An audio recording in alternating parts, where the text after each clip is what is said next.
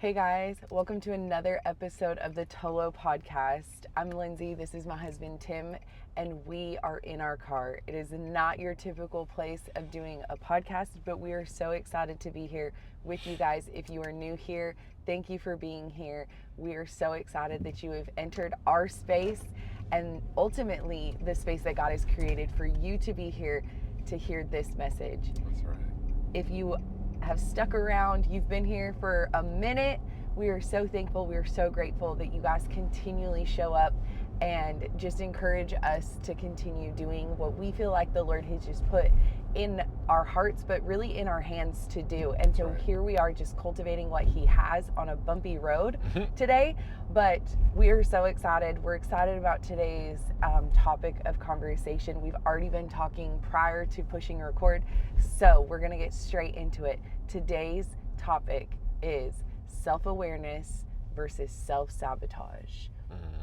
I love it because, oh man, I want to say probably like 7 months ago, in the middle of worship at Young Adults, I really was like self-reflecting, and the Lord instantly said, that's self-sabotage. And I remember getting on my phone and looking up the difference of the two words, which obviously, like, hello, pretty easy to like differentiate these two words, right? Because one is really trying to look into something, and the other one is essentially in itself like harmful.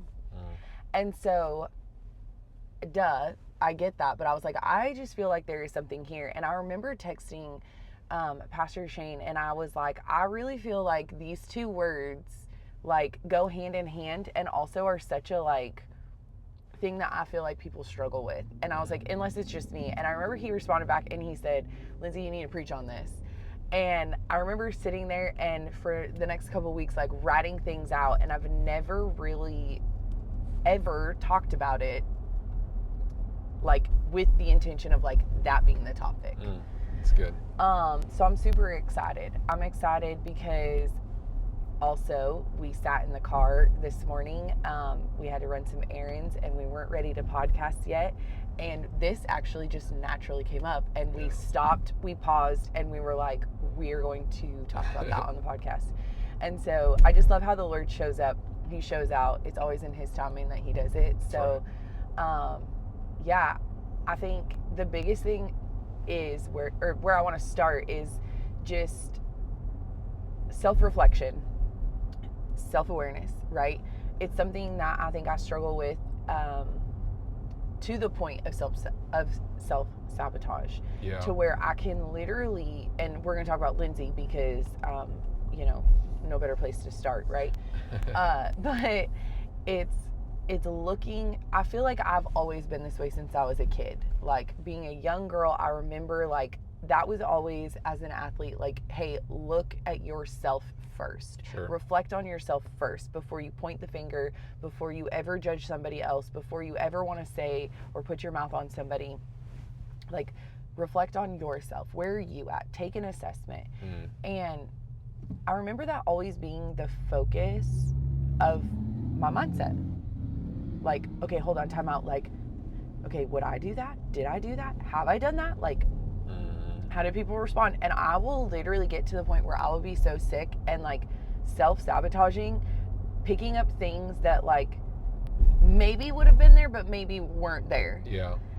And I think I'm just naturally that type of person. Like, I'm so willing to be so self-aware that I will watch what other people do, and instead of picking up the things that they like do well, I tend to see their lack and their weaknesses, and I'm like, don't do that. And if I do something that even is like slightly the same, I'll be like, absolutely not. Like, and bump. It's extra bumpy today. Trying to get off this road.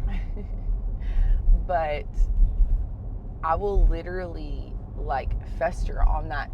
So then it robs the thing that actually is inside of me. And God's like, why are you constantly focusing outwardly but calling it self-awareness?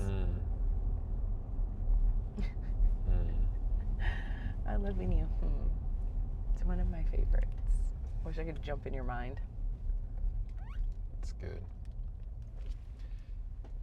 Yeah, so I think leadership just comes with a different mindset, right? Oh, for sure. And I think where this really started to begin is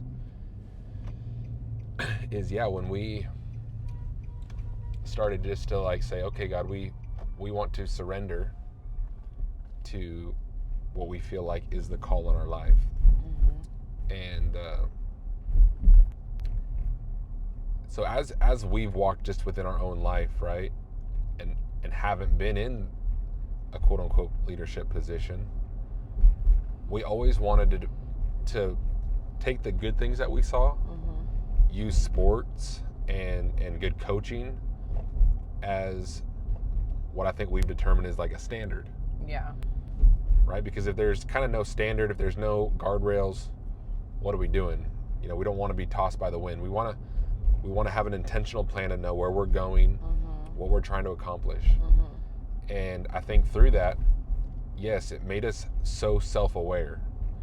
So, okay, we can take this and we're going to implement this. We may not take that. And we begin to just kind of confine and put things within a border, within boundaries. Right. And through that, I think you're exactly right. It begins to like make that seem normal. So now when we see people operate and they're not like that, it's kind of like, whoa, like, where are your boundaries? Right. Where are your borders? Like, what are you gauging? And so I think that's just like where I have been kind of the last month is just like, Lord, you called me to do this, and I'm having to get my pride out of the way, my thoughts out of the way, and I want to grow. I want to go from glory to glory. I want to continue to reflect your image, because I don't want to think that I've arrived. Right. Just because now I hold a position, I hold a title, like that's really at the core of it a gifting. You've gifted that to me. Yeah. So I don't want to redefine a gift. I want to receive the gift. And through that, as I'm hoping to see people, I've been challenged with this question lately of like, how do I help form people? How do I bring out their natural ability, their God-given gifting without changing them? Right. Without making them lose themselves. Right. Because each individual is special. They're God created, they're unique, and I really have no desire to just conform these people into a bunch of little mini robot Tims. Yeah, no, absolutely not. And so as you're walking through that, so you have this, I have this idea, right? Oh, when I'm a leader, when I'm a pastor, I'm gonna change the world. I can do it better than so-and-so. I can do it better than them, right? Then you get in that position and you're like, I can't change a person. I really can't do that.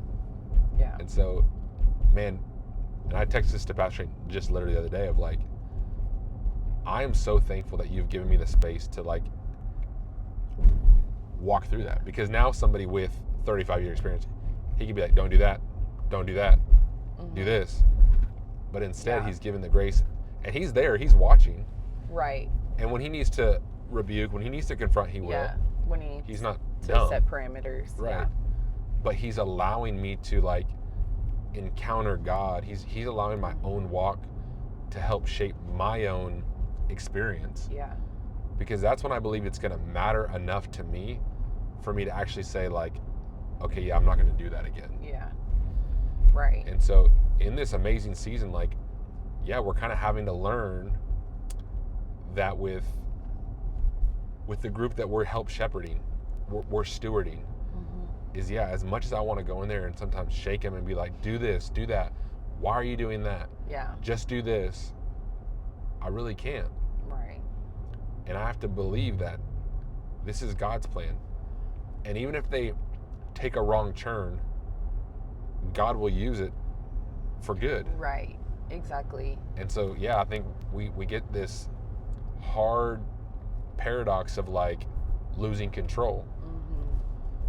When control is never ours to begin with. No. I mean, that I think is just such a big thing, is when we want to be in control, we want to be able to say how, we want to have the understanding, we want to have the knowledge, and we want to be able to be above somebody, and we want power. Right. And it's like all of that again, like there are different times to take control of a situation and take it to the Lord, or be taking control of a situation because you're not going to allow somebody to go through something really awful. Right. And I mean, I'm talking like, you know, going into addiction, going into something that could be harmful to them. Right. And helping be those guardrails in that situation, right? That is different because God gives us that control, that power, that ability, but it's in Him and through Him first. Right. It's not in us. Right. And it's not meant to like control the person.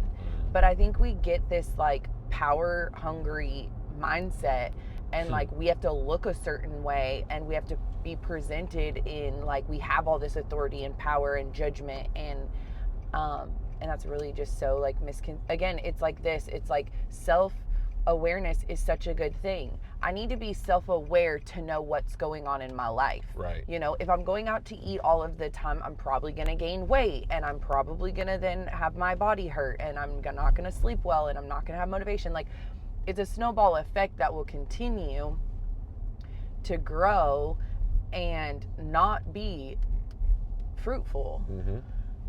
So I need to be self-aware of habits that can take me from my intended blueprint, from my intended purpose, from my intended calling, from my intended, like the true motives of my heart and desires of my heart that are God-centered, versus, yeah, I'm eating out of comfort, I'm eating out of boredom, I'm not taking care of my body. I'm just using this as an example. We can implement anything really.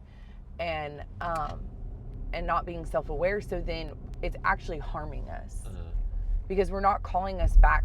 We're not keeping ourselves accountable. And I think that is a huge thing in this day and age.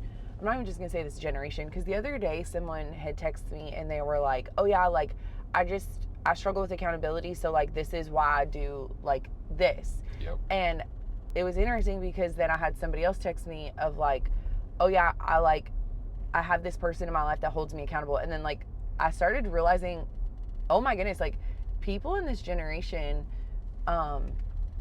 they really truly do that. Like they really do long for people to hold them accountable, so then they don't have to do the hard thing to actually confront it. Right.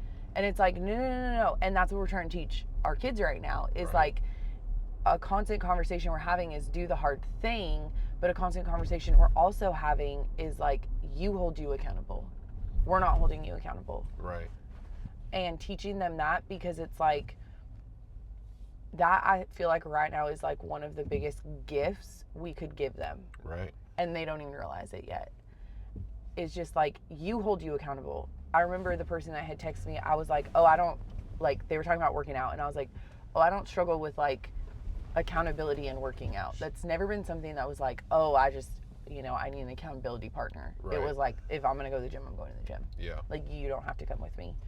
that doesn't hold me accountable. Right. But looking back in my life, I'm like, oh, like all these other times, like people needed me to hold them, like I was their accountability. Right. And it was just interesting, because then it was like, yeah, because I'm so self-aware that I know that I'm gonna, like, if I'm gonna put my mind to it, I'm gonna do it. Yeah. The problem that Lindsay has then isn't the accountability. The problem that Lindsay has is, I'm gonna find 15 ways that I'm gonna probably screw it up, and overplan the whole process, and then pick up shame. Yeah. So it's like, yeah, somebody can struggle with needing accountability, but not like self-sabotage like I do. So not like saying like one is better than the other, so don't mishear that. But yeah, it's this thought of like, I'm so self-aware that like, if I say, it's why I always say like, oh yeah, there's no such thing as a joke. Because I'm so self-aware that like, no, if I'm going to say something to like put it behind a joking manner, there's probably a little bit of like discontentment there that I'm trying to put the jab. Um, and so I think that's where, like, when people just say things and I'm like, why would you say that? And they're like, well, because it's just a joke. And I'm like, no, it's like, because I know what it's like to self-reflect in that way. Um, and so, yeah, to me, sometimes it's like so baffling. Like, how do people not be so self-aware of, like, read the room, or like self-aware of, like, why would you say that? Why would you act like that? Like, there's so many things that, like, I can see outwardly, and then I'll immediately, maybe I'm not even the same or struggle with the same thing that that person does, but it's like I can then feel like, for some reason, like through shame, I have to pick that up. Yeah. So it's Right. it's definitely crazy. Yeah.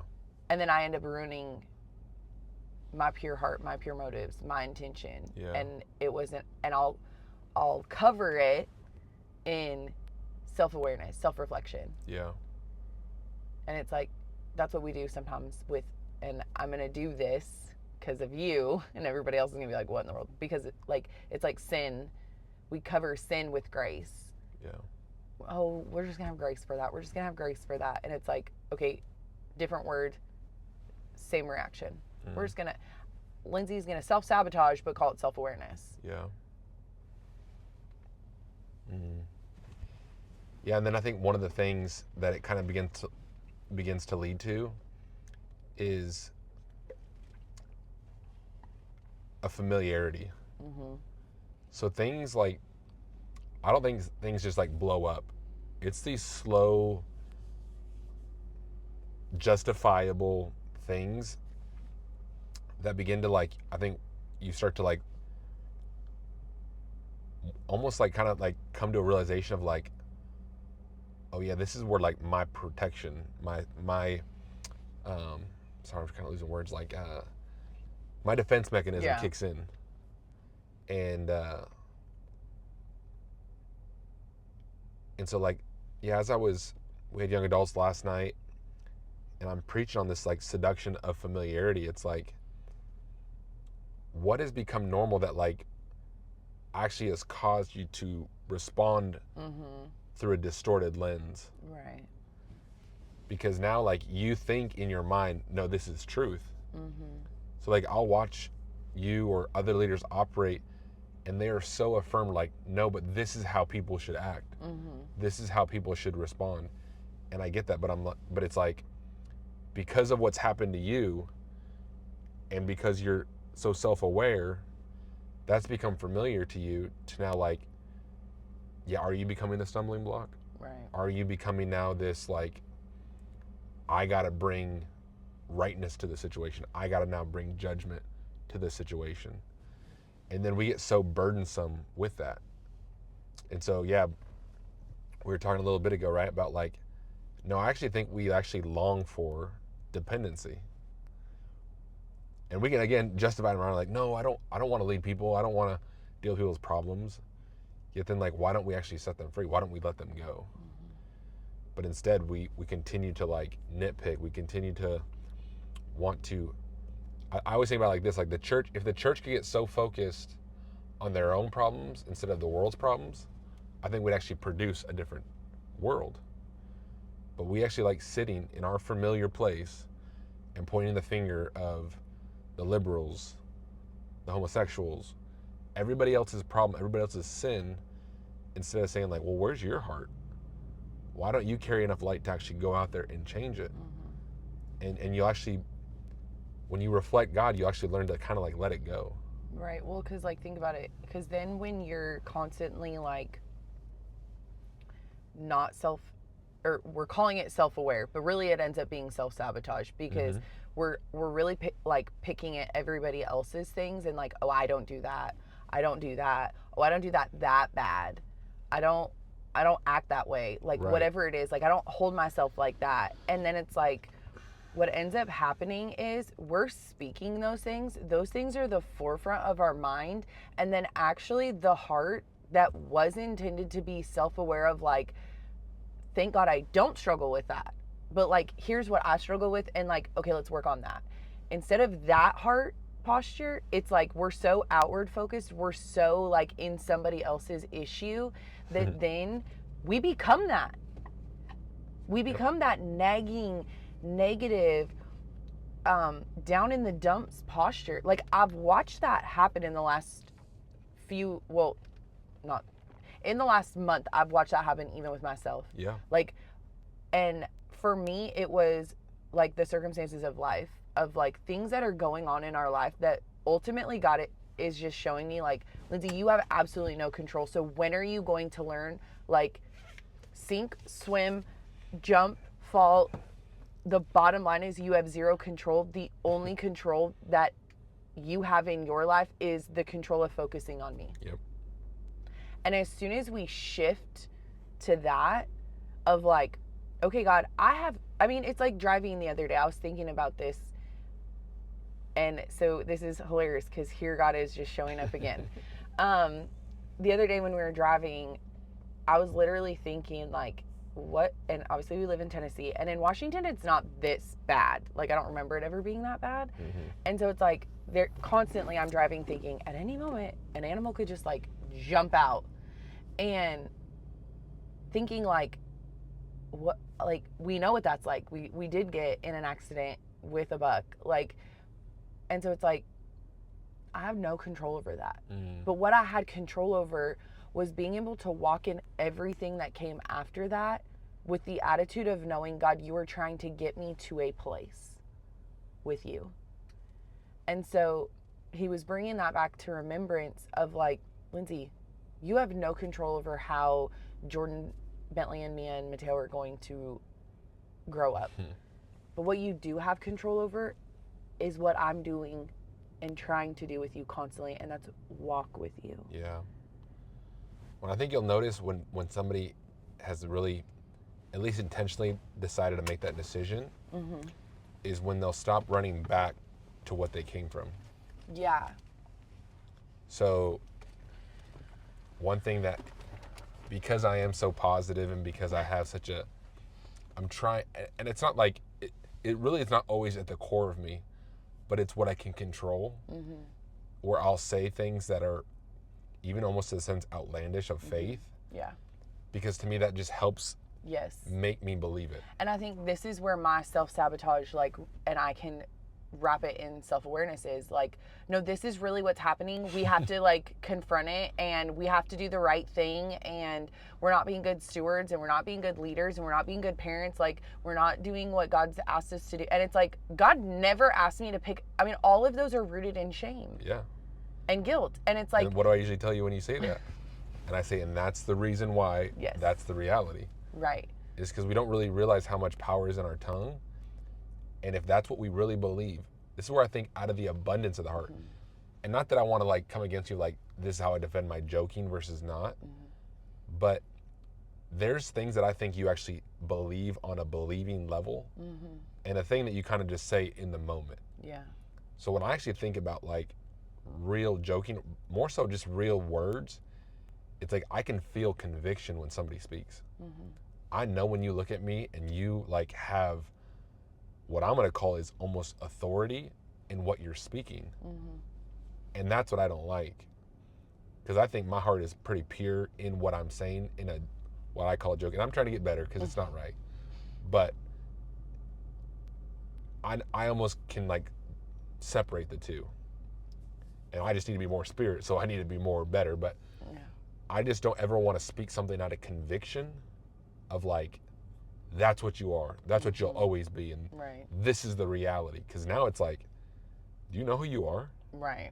Because what you just said was, sure, justifiable in truth and evidence. Right. And all it is, but it's not the truth. Again, it's saying we're self-aware, but we are completely self-sabotaging. Yeah. Because the ultimate thing, and this is what I want to go into, because we are now going to do a part 2. And I want to segue into, because what keeps ringing in my ears, and I love it because this is how the Lord shows up and knows and is so intentional with us, is the song by Legacy Nashville. I don't remember actually what the like the song is called, which go figure. Like, Lindsay can never remember a song title ever. But the fact that I know who sang it is that's pretty good because normally I don't even know who sang it. It's a win. Bentley and Tim are constantly like, well, who sang it? I don't know. And they're like, well, did you watch the video? Like, what do they look like? I'm like, oh no, I just listened. Like, I don't know. And so, but anyway, it's I actually think it is called Make Us Aware. Yep. And it's that song, if you can, go listen to it because it undoes me every time. And even just thinking about it right now, it's like I could just cry thinking about it. Of like, no, Holy Spirit, make us aware of your presence. Holy Spirit, make us aware of who you are. Make us aware of what you see, what you're doing. Because when we start to fix our eyes on being aware of Holy Spirit, of God, and the things that he has for us and how we're reflecting Jesus, we don't have to self-sabotage. That's right. Because the weight isn't in my hands. It's in him and who he is. So good. And that's where I want to come back. That's what I want to segue into. So you got to remember that. Okay. But yeah, I'm just so excited to do part 2 now. But you guys, I really in my heart just feel so strongly about, yes, we need to be aware of who we are and who we're becoming, but we ultimately need to make sure that it is Christ-centered, because if not, all we're doing is self-sabotaging. I'm an overcomer. I'm going to speak to the positive of it. But no, for real, you guys, like, this has been a struggle. This has been a thing. This has been something that the Lord continually is bringing to light in my life personally, is, Lindsay, like, where are you at? We're going to the beginning of the Bible. Where are you at, Adam and Eve? Where are you? Because you've walked with me. I know you. And that is ultimately what we're trying to get to as people, is like, God, I want you to know me. Yeah. Because when I come face to face with you and I am undone by the awe and the glory of who you are, I want to know not only that I know you, Lord, but that you look at me and you say, yes, I knew you. Yeah. And that is the most beautiful thing that we can long for as people. But if we continually self-sabotage, I ain't talking about what people do to you. I am literally talking about what you pick up and decide that you're going to partner with and you're going to use as ammo in your own hands to ruin your own self. I think more times than not, that actually is what happens, is we ruin ourselves more than because of allowing ourselves to partner with what other people say. Okay, then let me help you, because I know this is true and you'll appreciate this. And we're driving without seatbelts. Oh, it's okay. We're just going down the road. I want to help you. I want you to hear this. Be aware of the wins that God is bringing you through. Yes, I love it. Because again, when we draw near, even in our brokenheartedness, he promises to meet you there. Yep. And what he wants to do is he wants to reveal the darkness that is still hidden in you. So don't get focused on the darkness, get focused on the wins. Yeah. Understand that you are taking one step closer to be more like him.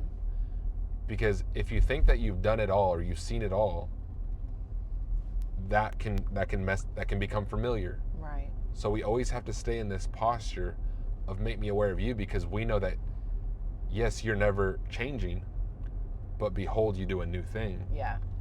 And the new thing is for us. Yes. So you're constant, you're consistent in all your ways, but you are constantly revealing more of yourself to us so that we can become more secure. That's why I always love teaching that faith is a realm. Yeah. It's a realm of trust. Right. And every step you take, you're learning to trust him more. And so it's going to get harder. It's not that you get perfection or life becomes easy, but because you're so rooted in him and you're focused on the wins. Yeah. If God delivered me from the lion and from the bear, surely he'll deliver me from this Philistine. Right.